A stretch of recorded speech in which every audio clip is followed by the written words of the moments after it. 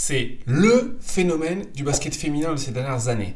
Celle qui impulse un mouvement positif et qu'on attendait depuis un moment outre-Atlantique pour populariser la WNBA. Les chiffres d'audience grimpent dans tous les sens, l'intérêt médiatique aussi, avec les défauts que cela peut générer. Mais en France, la couverture est encore très faible, il est difficile de suivre les matchs et beaucoup ne connaissent pas l'incroyable talent de Caitlin Clark. Et on s'est dit que c'était impensable que ce soit le cas en 2024. Alors Caitlin, elle a l'impact sur le terrain de Steph Curry et celui hors terrain de LeBron James. Mais pourquoi donc autant d'attention et qui est-elle ? C'est une shooteuse absolument fantastique, capable de marquer dans absolument toutes les situations et les distances. Et contrairement à Steph Curry, dès sa première action en WNBA, elle a été surveillée comme le lait sur le feu, défendue par toutes les équipes, même si ça leur fait du mal à l'admettre, comme le danger numéro 1 par excellence, quitte à lui mettre des taquets pour la ralentir. Alors comment a-t-elle construit son jeu ? Regardons ça ensemble.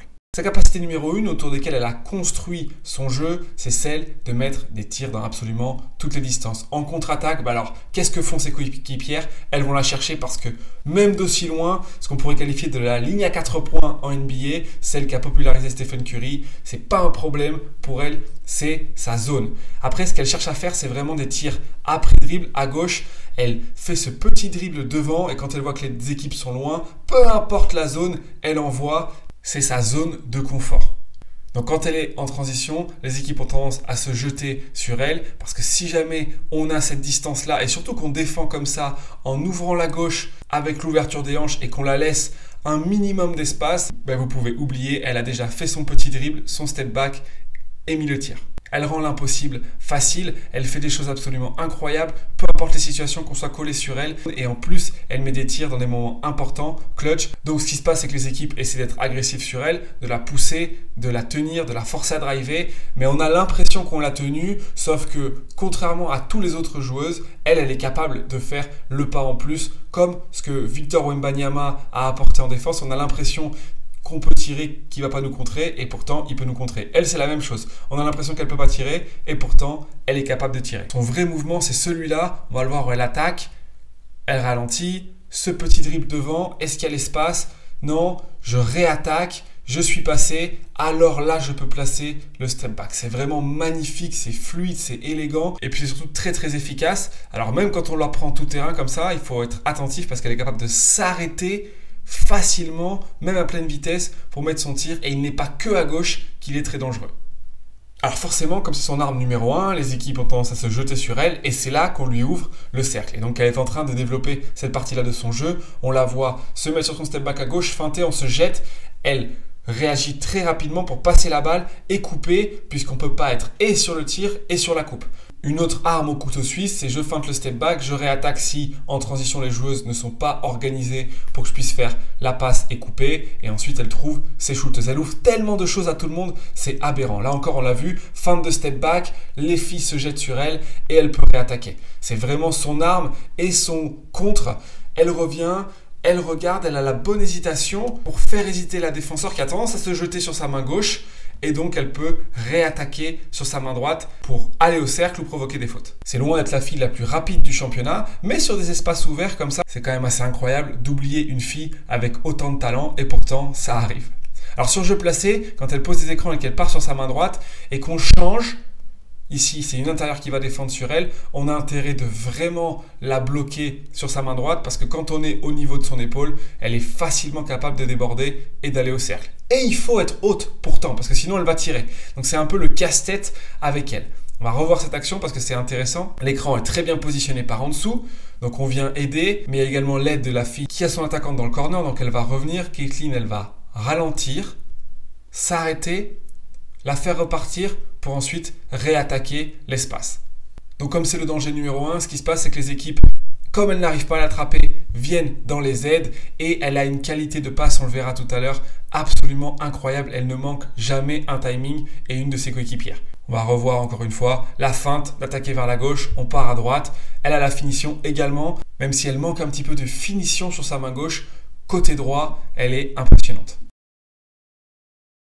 Et après, on rentre dans des casse-têtes tactiques parce que si jamais on sort fort pour lui couper sa main droite, pour lui enlever le drive, elle va reculer, la faire repartir. Si jamais elle repart pas parce qu'elle change, c'est-à-dire qu'on peut réattaquer l'espace libre et ensuite avec une bonne utilisation de sa grande, elle peut réattaquer.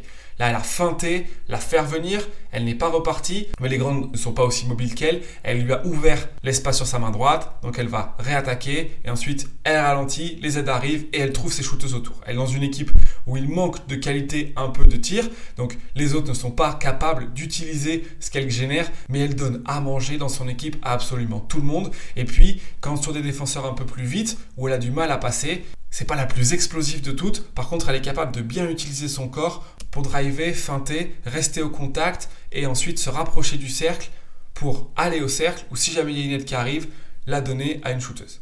Mais là où elle est fantastique depuis le début de la saison, pour elle, mais également pour les autres, c'est sur les sorties d'écran.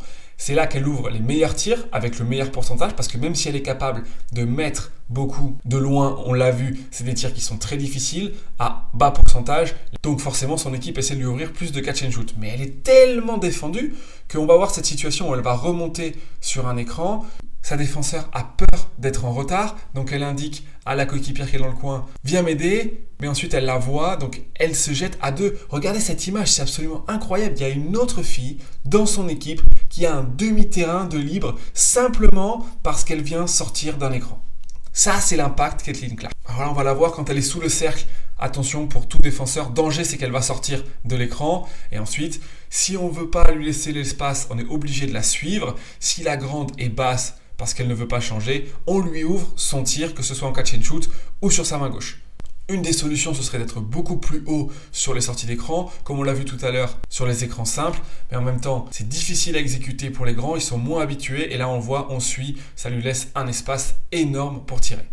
Donc une des solutions, c'est de feinter et au dernier moment, passer à l'opposé de l'écran pour pouvoir anticiper, sauf qu'elle lit très bien la situation. Mais surtout, ce qu'elle a en plus des autres, c'est que elle n'a pas forcément besoin de partir loin vers la ligne de fond, mais qu'elle peut également prendre de la profondeur par rapport à la ligne, vu qu'elle n'a pas de limite. Et passer en dessous, ça lui ouvre un tir tellement ouvert qu'elle adore en catch and shoot sans avoir besoin de trop fatiguer après dribble.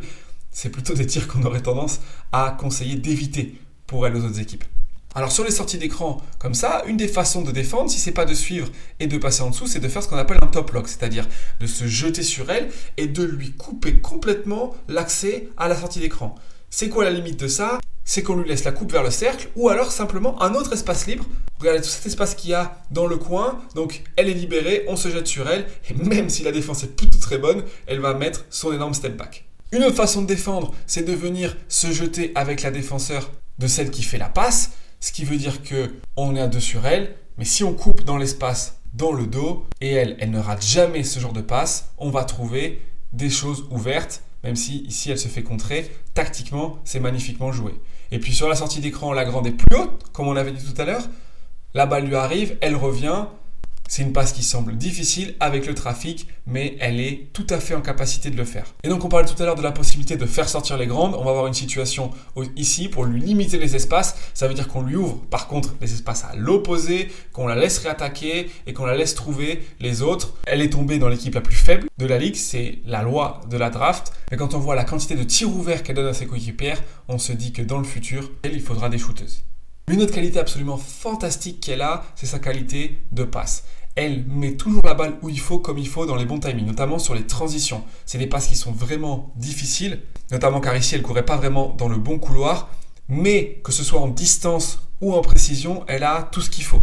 Et Temi Fagbenle sur l'intérieur, elle a tout compris, elle court devant parce qu'elle sait que Caitlin Clark, elle va toujours la trouver. Même dans des passes vraiment difficiles, dans le trafic, regardez ça, c'est d'une précision incroyable. Passe lobée, passe dans le dos, passe à terre, elle a tout le répertoire. Et regardez, même quand les couloirs de course sont pas adaptés, la balle arrive toujours où il faut quand il faut. Là, ça va être la même chose, elle va s'écarter, faire venir sa joueuse, la passe à terre, et Fagbenle, encore une fois, elle a la vision, regardez celle-là, où à l'opposé, ça va couper dans le dos, elle ne l'a pas vu au départ, mais elle est toujours, c'est pas juste des passes en transition. Là, on va voir une situation de Jail, elle va feinter le step back, on a vu tout à l'heure le passe va, donc les joueuses ont peur, se jettent sur la ligne de passe, ce qui veut dire que dans le dos, Kelsey Mitchell est ouverte. Il y a beaucoup de personnes qui disent mais pourquoi elle ne met pas plus de points? C'est simplement parce que tout le monde se jette sur elle et elle fait toujours la bonne action. Là c'est un tir raté, mais l'action de Caitlin Clark, elle est parfaite. On libère Alija Boston dans le short roll. Elle la met toujours où il faut, quand les défenseurs sont à 2 sur elle.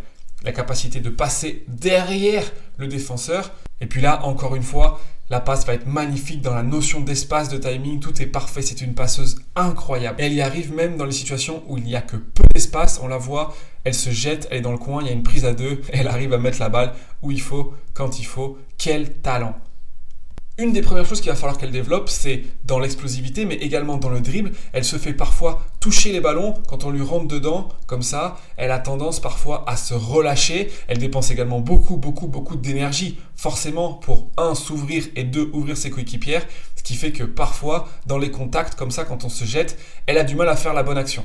Mais ça ne veut pas dire que la balle, elle n'arrive pas. Même quand sur des prises à 2, elle arrive quand même souvent à trouver la bonne passe dans le bon timing pour sa coéquipière.